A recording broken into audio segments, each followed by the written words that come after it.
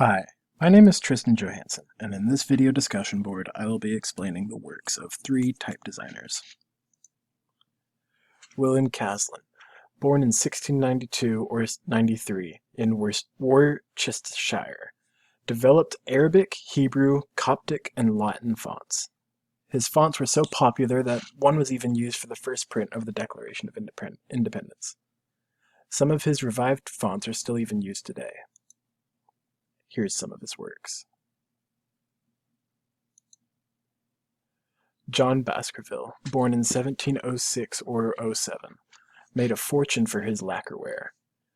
Practiced as a printer in Birmingham, and some of his works became so remarkable that he was appointed printer for the University of Cambridge.